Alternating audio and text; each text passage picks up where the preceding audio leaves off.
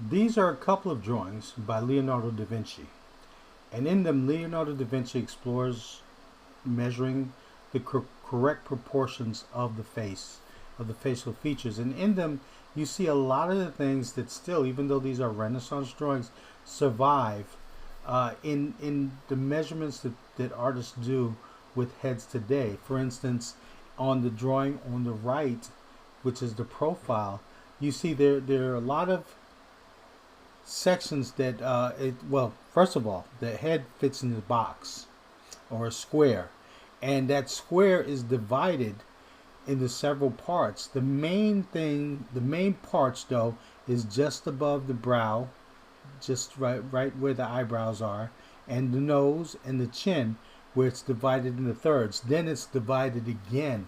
But just those measurements are measurements that artists still use today, as far as coming up with a way of finding the correct proportions of the face every time that you draw.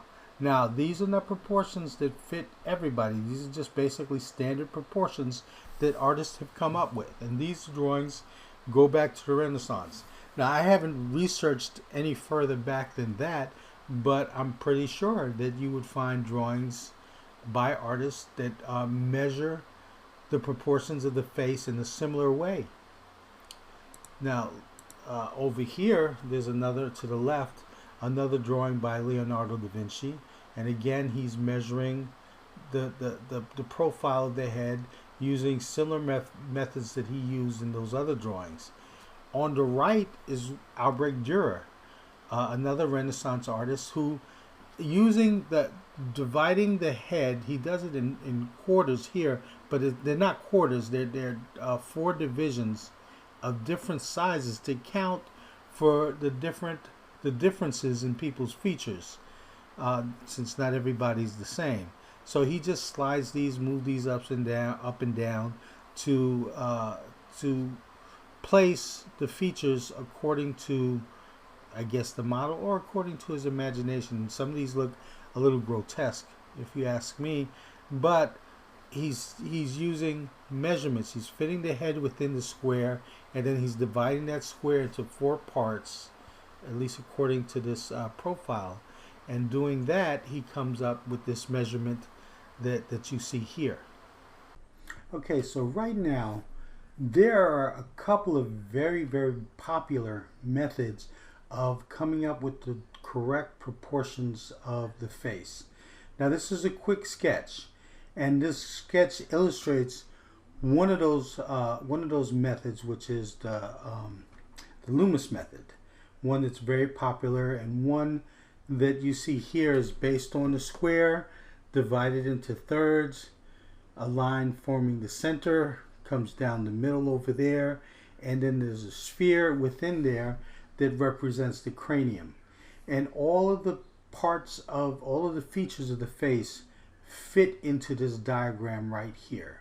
It is an extremely popular method, this and the Riley method, which is a lot more complicated.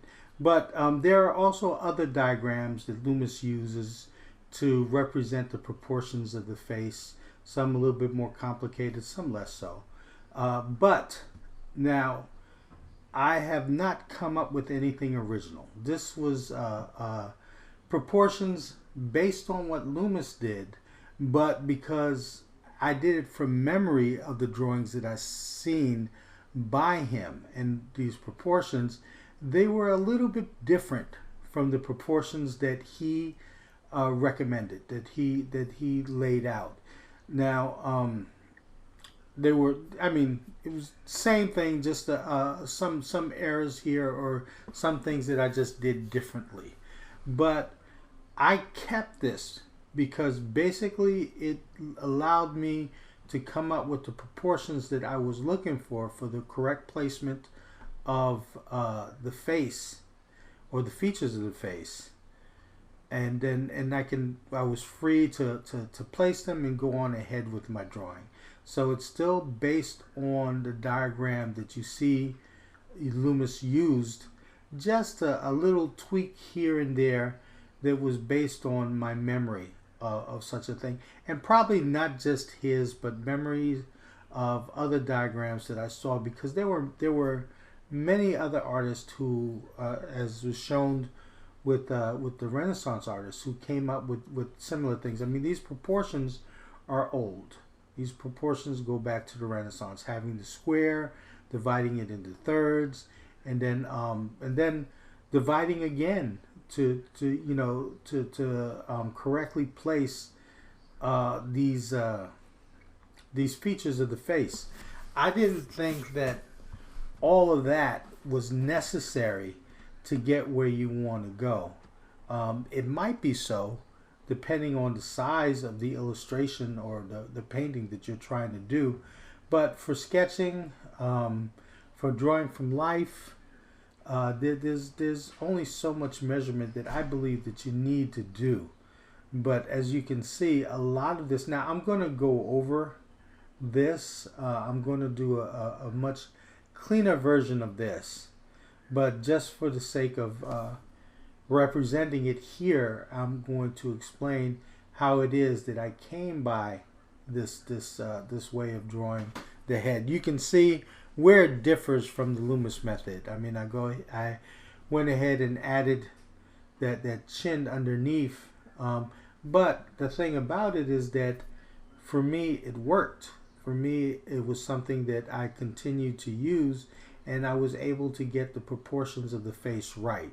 So regardless of the method that you use, regardless of whether it's you want to use the Riley rhythms, the Loomis method, you come up with something similar in terms of your own method, which is, this is not my own method, so I'm not claiming it as my own.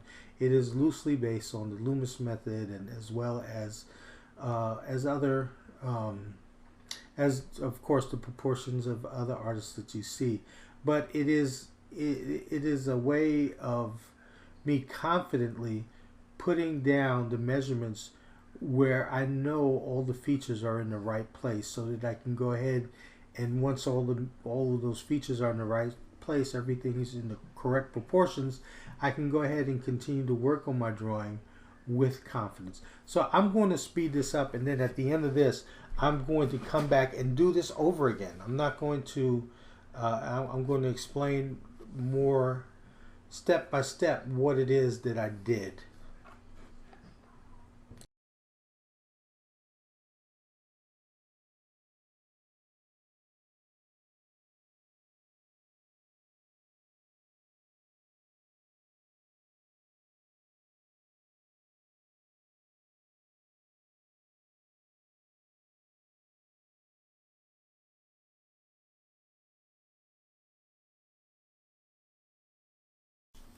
For the sake of clarity, I'm going to take this hand-drawn crude version and clean it up so that it will be easier to understand.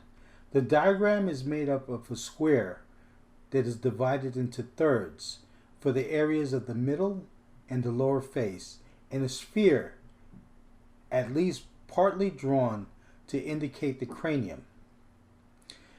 At the center, a line runs from the top to the bottom of the square between the eyes, divides the face in half from left to right.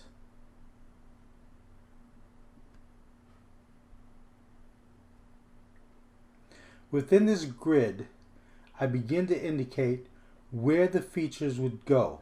I generally start with the eyes, first making sure that there is about an eye's length of space between them, and making the space on either side to indicate how far they are from the outer edges of the square. I also indicate and place the nose. I draw a line from the edge of the eyes on either side and bring it down just below the nose.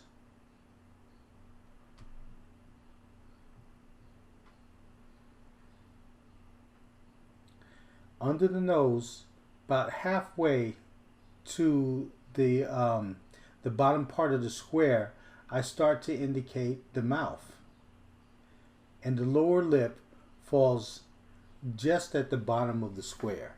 And then I indicate the chin with a half circle and draw a line to where the chin would stop. And from each side of the face on the bottom, I draw a line to that area of the chin. I indicate the eyes and the socket of the eyes, the eyeballs, just about where they fall. I take another line from the left side of the left and right side of the square, just about where the nose begins on either side, to bring it down towards the underneath the lip. That'll give me roughly where the cheek falls, or the cheekbones. And then the ears, very simply, just fall somewhere within the eyes and the nose. And this simple diagram would be all that I need to begin to indicate where to place the features of the face. It is important when you are drawing the head to keep in mind the skull underneath. The skull is the foundation for all the information you are trying to organize. The illustrator Norman Rockwell was a student of George Bridgman at the Art Students League in New York City. Bridgman is the author of a well-known series of books on anatomy and life drawing. Rockwell said that Bridgman had his students draw hundreds of skulls. At the time, Rockwell thought that the instructor was overdoing it. However, later in his career as an artist, he recognized what a benefit that exercise was. He said that whenever he drew a head, he could instinctively feel the skull underneath. Once the diagram is finished, I have a framework where I can begin to make my drawing without having to guess where everything goes. I know where the eyes go and how to space them so that they are not too close, and I also know how the rest of the features line up with each other so that I can draw my head with a greater level of confidence. I know this because of the diagram that I had done ahead of time. The rest of the drawing relies on my ability to draw from memory what the features look like.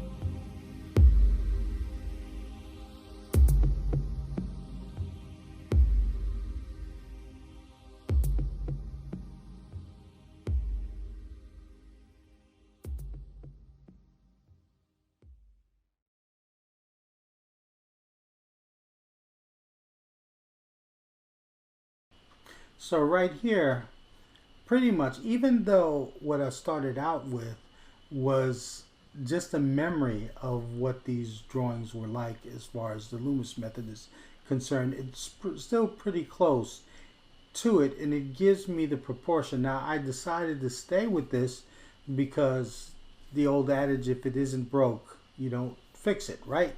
So it works for me. Now it could be that for some of you the Loomis method works. For some of you don't know the Loomis method or the Riley method or whatever, or they do work for you. Whatever it is, I'm just discussing within this video a way of putting things down so that your proportions are correct. And I did this, like I said, from memory of what I've seen before, and it served me well enough so that I can use this to measure the proportions in my drawing.